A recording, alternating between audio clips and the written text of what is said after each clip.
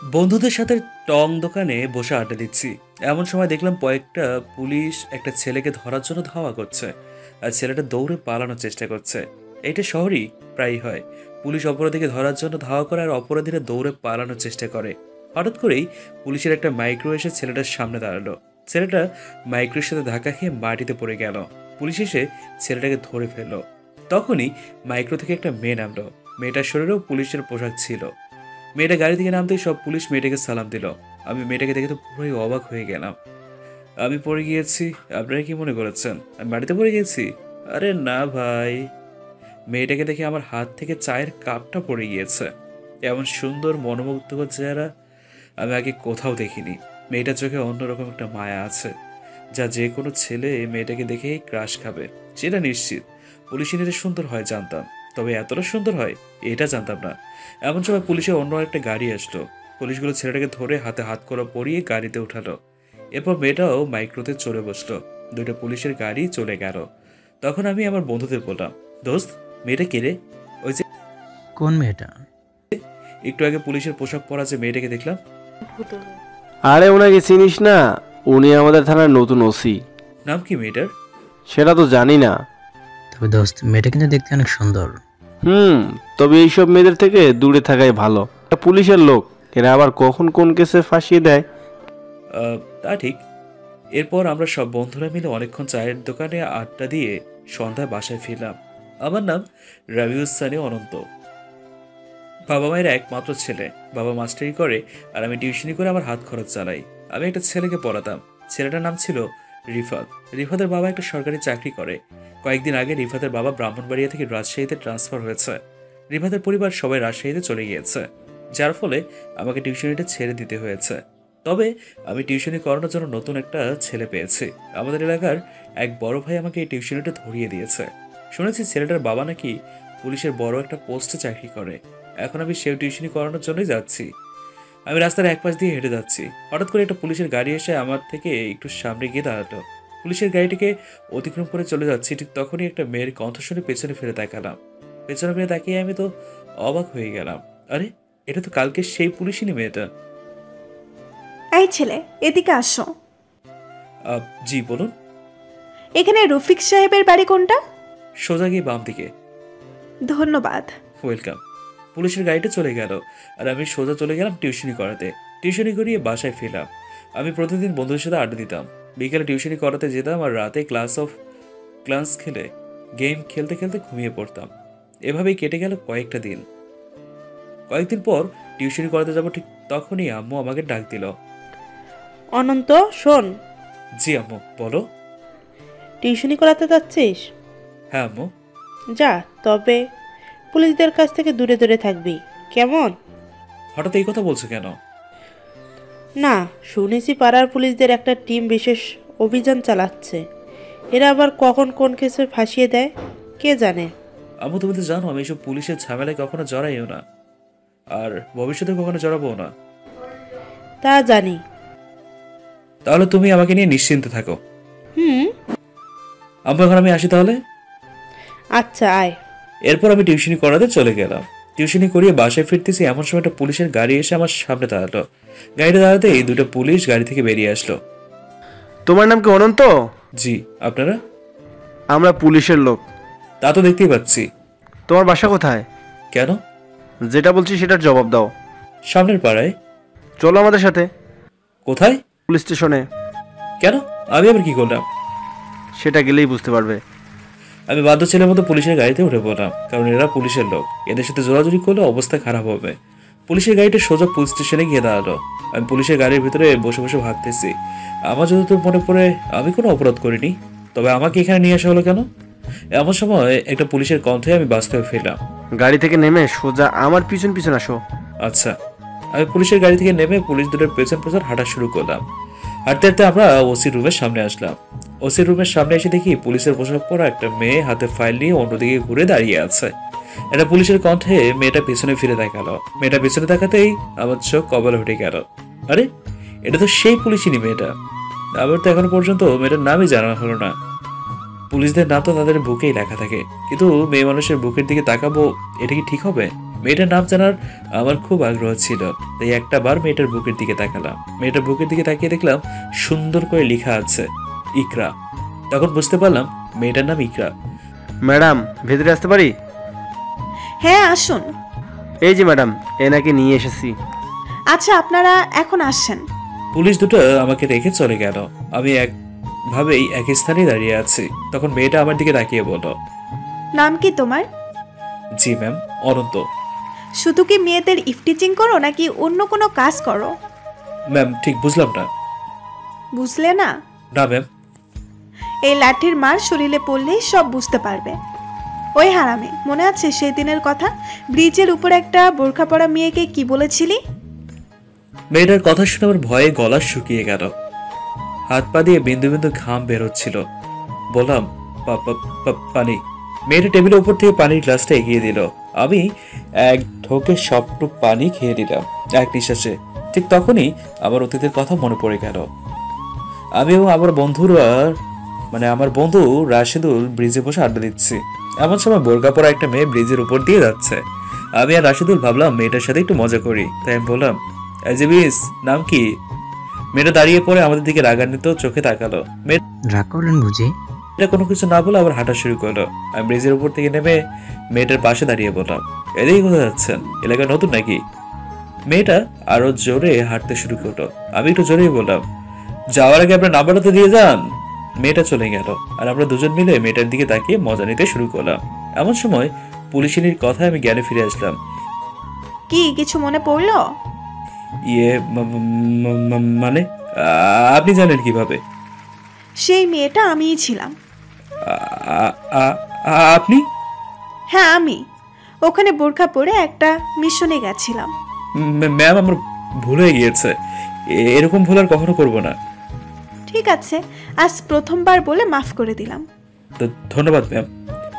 এরপর যদি আর এমন ভুল করো তবে সোজা হাজতে পুরে রাখবো। আচ্ছা ম্যাম, এখন আসি তাহলে। আচ্ছা আসো। যাক বাবা, এবারের মতো বেঁচে গেলাম। শুনেছি পুলিশের ছেলে নাকি 18 ঘা। আর যদি পুলিশের মাইনকে চিপায় পড়তাম তবে পুলিশের একটা মারও মাটিতে পড়তো না। ওরে বাবা রে, আমার পিঠটা বেঁচে গেল। আমি পুলিশ স্টেশন থেকে বেরিয়ে বাড়ির পথের দিকে পা বাড়ালাম। বাড়িতে আসতে আসতে সন্ধ্যা হয়ে গেল।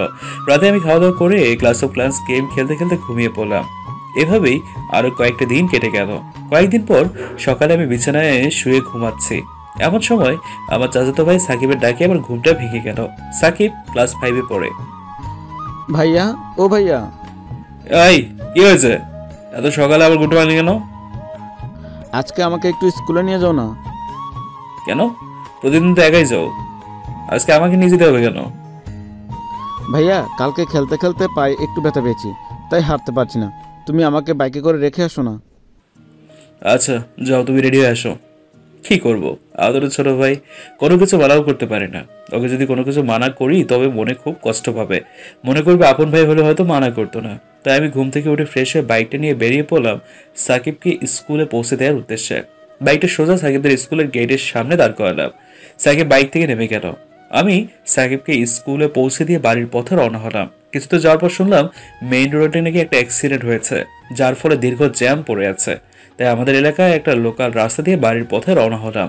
শুনেছি এই রাস্তাটা নাকি সন্ত্রাসীদের আড্ডাখানা, কিন্তু কি করব, আমি জ্যামে আটকে থাকতে চাই না।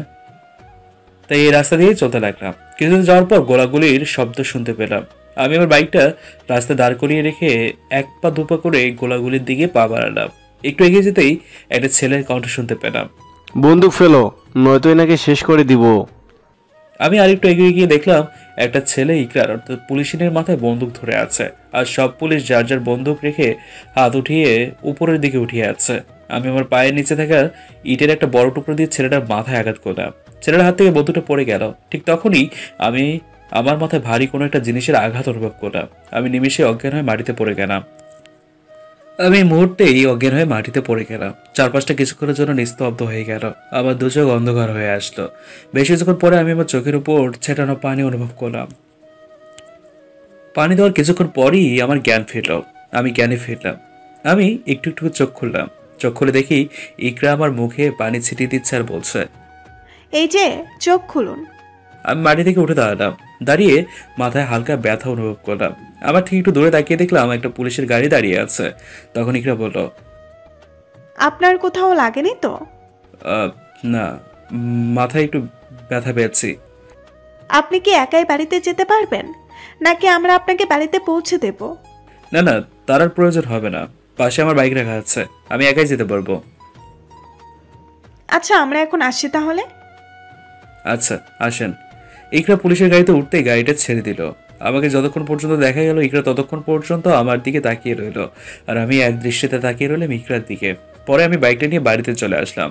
বাড়িতে এসে গোসল করলাম, তারপর খাওয়া দাওয়া করে দিলাম একটা ঘুম থেকে উঠে ফ্রেশ হয়ে টিউশনি করাতে চলে গেলাম। আমি টিউশনি করাতেছি তখন দেখলাম বোরকা পরা একটা মেয়ে পাশের রুমের জানালা দিয়ে আমার দিকে অপলক দৃষ্টিতে তাকিয়ে আছে। আমি যখনই মেয়েটার দিকে তাকালাম তখনই মেয়েটাও অন্যদিকে ঘুরে দাঁড়ালো।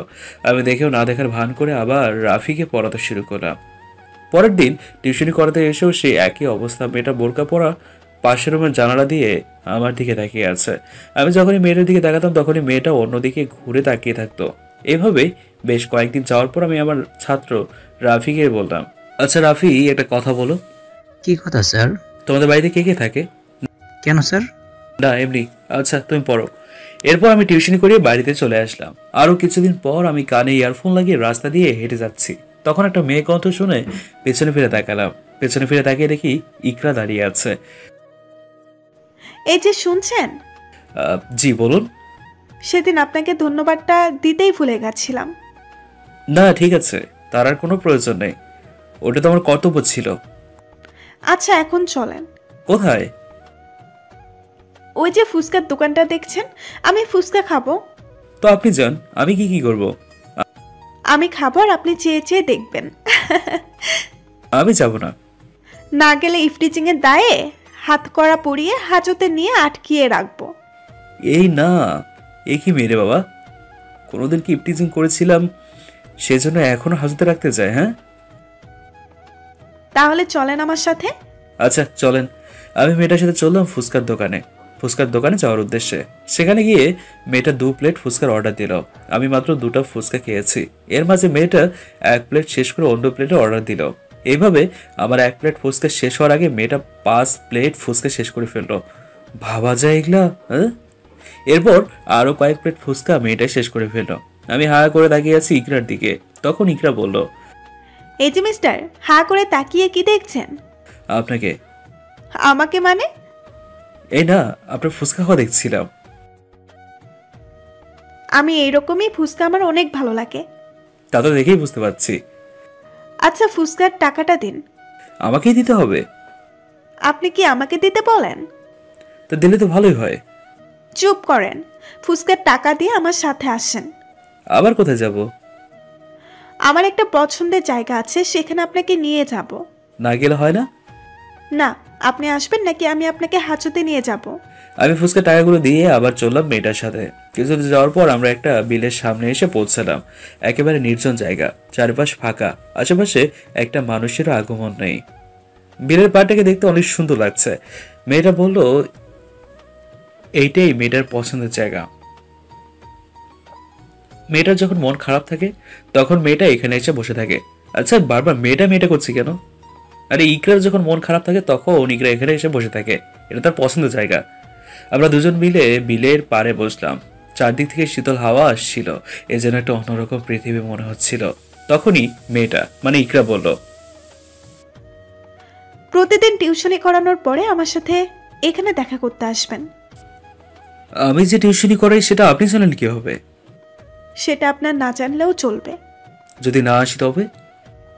তবে আপনাকে সত্যি সত্যি হাজতে নিয়ে আটকিয়ে রাখবো। এ কি মেয়ের পাল্লায় বললাম রে বাবা, হ্যাঁ? কথায় কথায় হাজতে আটকে রাখতে চায়, পুলিশের ব্ল্যাকমেলও করে। আগে জানতাম না তো, এই মেয়েকে থেকে প্রথম বুঝলাম। যাই হোক, মেয়ে মানুষ, একটা কথা বলেছি সেটা রাখবো না, তা কি হয়? তাছাড়া মেয়েটাকে আমার অনেক ভালো লাগে, তার সাথে প্রতিদিন দেখা করব সেটা তো আমার জন্য সৌভাগ্যের। আমি মেয়েটার সাথে প্রতিদিন এখানে দেখা করতে রাজি হয়ে গেলাম। এরপর আমরা সেখানে অনেকক্ষণ কাটানোর পর বাড়িতে চলে আসলাম। পরের দিন যথারীতি টিউশনি করাতে চলে গেলাম। টিউশনি করার সময় আজ আর মেয়েটাকে জানালার পাশে দেখলাম না। আমি রাফিকে পড়াইতেছি, এমন সময় দেখলাম বোরকা পরা মেয়েটা বেরিয়ে গেল। তার কিছুক্ষণ পর আমি রাফিকে পড়িয়ে রাফিদের বাড়ি থেকে হাঁটা শুরু করলাম পুলিশিনী মেয়েটার সাথে দেখা করার উদ্দেশ্যে। সেখানে গিয়ে দেখি সে অর্থাৎ ইকরার আগে মুখ করে বসে আছে। আমি সেখানে যেতে ইকরা বলল, এতক্ষণে আসার সময় হলো আপনার? না আসলে টিউশনি করে আস্তে আস্তে দেরি হয়ে গেল। আচ্ছা আমার সাথে চলেন। এখন কোথায় যাব? আজ সারা বেলা আমরা রিক্সায় করে ঘুরবো। কথাটা শেষ হওয়ার আগেই মেয়েটা আমার হাত ধরে টানতে টানতে মেইন রাস্তায় নিয়ে গেল।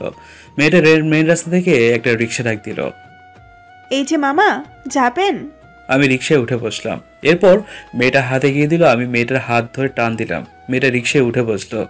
এরপর আমরা সারা বেলা রিক্সায় করে ঘুরলাম। ঘোরাঘুরির পর মেয়েটা মানে ইকরা বললো তাকে এখনই থানায় যেতে হবে, থানায় নাকি একটা গুরুত্বপূর্ণ কাজ আছে। আমি মেয়েটাকে অর্থাৎ ইকরাকে থানার সামনে নামিয়ে দিয়ে এসে রিক্সায় করে বাড়িতে চলে আসলাম। রিক্সা ভাড়াটাও আমার পকেট থেকে দিতে হয়েছে। প্রতিদিন টিউশনি করানোর কিছুক্ষণ পর বোরকা পরা মেয়েটি বেরিয়ে যেত, আর তার বেশ কিছুক্ষণ পর টিউশনি করিয়ে বিকেলে যে সময়টা বাঁচত সেই সময় আমি ইকরার সাথে দেখা করতে চলে যেতাম। এভাবেই চলতে থাকলো সময়, পেরিয়ে যেতে থাকলো দিনের পর দিন। এখন আমি ইকরার সাথে অনেকটা ফ্রি হয়ে গিয়েছি। আমাদের কথা আপনি থেকে তুমিতে চলে এসছে। এই কয়েকদিনেই ইকরাকে আমি অনেক বেশি ভালোবেসে ফেলেছি, কিন্তু ইকরাকে কিছুই বলতে পারছি না। কারণ ইকরাকে এই কথা বললে যদি ইকরা রেগে যায়, আমার সাথে যদি সব সম্পর্ক শেষ করে দেয়, এরকম নানান কথা ভাবে ইকরাকে আজ পর্যন্ত কোনো কিছু বলা হয়নি। কিন্তু আর না, টিউশনি করানোর পর আমি আমার মনের কথা ইকরাকে বলে দেব। এইসব কথা ভাবতে ভাবতে টিউশনি করাতে চলে আসলাম। আজ আর সেই বোরকা পরা মেয়েটাকে দেখলাম না। প্রতিদিন টিউশনি করানোর সময় মেয়েটা বেরিয়ে যেত, কিন্তু আজ টিউশনি করে চলে যাচ্ছি, তাও মেয়েটাকে দেখছি না। আমি বাড়ির বাইরে পা রাখতে একটা মেয়ে কণ্ঠে পেছনে ফিরে দেখালাম। আরে হ্যাঁ, এটা তো সেই বোরকা পরা মেয়েটা। হ্যাঁ আপনাকে একটা কথা বলবো? বলুন। এখানে না, আমার পছন্দের একটা জায়গা আছে, সেখানে চলেন। কিন্তু কোনো কিন্তু না, চলেন প্লিজ। আমি মেয়েটার কথা মতো মেয়েটার পেছন পেছন চললাম। আর এই মেয়েটা তো সেই বিলের দিকে যাচ্ছে। ওখানে তো ইকরা আমার জন্য অপেক্ষা করছে। ইকরা যদি মেয়েটাকে আমার সাথে দেখে তবে কি মনে করবে? হ্যাঁ, আপনাদের সাথে কথা বলতে বলতে সেখানে চলে এসেছি, কিন্তু ইকরা কোথায়? আজ তো ইকরাকে দেখছি না, মনে হয় কাজে আটকা পড়েছে। যাক, একদিক থেকে ভালো হয়েছে। ইকরা যদি আমাকে এই মেয়েটার সাথে দেখতো তবে কি মনে করতো কে জানে। আমি মেয়েটার কথা জ্ঞানে ফিরে আসলাম। এখানে বসুন। আমি মেয়েটার পাশে বসলাম।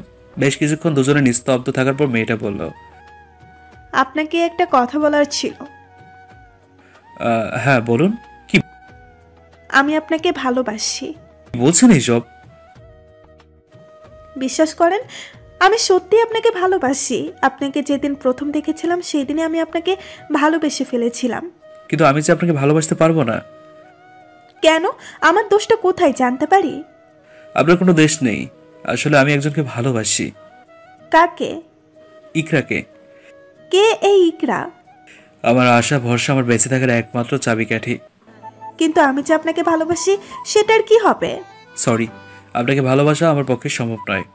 আমি ইকরাকে ছাড়া অন্য কাউকে আমার বুকে জায়গা দিতে পারবো না। কথা বলার সাথে সাথে মেয়েটা মুখ থেকে বোরকার ঘোমটাটা সরিয়ে ফেলল। মেয়েটা ঘোমটাটা সরাতেই আমি 220 ভোল্টের ইলেকট্রিক শক খেলাম। আরে এটা তো ইকরা, সে পুলিশিনী মেয়েটা। আমি বললাম, তুমি? হ্যাঁ আমি। আরে বাবারে, খাইলো আমারে বলেই দিলাম দৌড়। তখন ইকরা বন্দুকটা বের করে ফাঁকা গুলি করে বলল, এই দাঁড়া, নয়তো গুলি করে দেব। আমি আমার বন্দুককে খুব ভয় পাই, তা দাঁড়িয়ে পড়লাম। ইকরা আমার কাছে এসে বলল, আমিও তোকে ভালোবাসি রে বুদ্ধু, শুধু তোর বলার অপেক্ষায় ছিলাম। আহা, আমার মনে তো লাড্ডু ফুটছে। তুমি কি আমার পুলিশিনী হবা? হব। আমাকে জড়িয়ে ধরো। আমি পারবো না।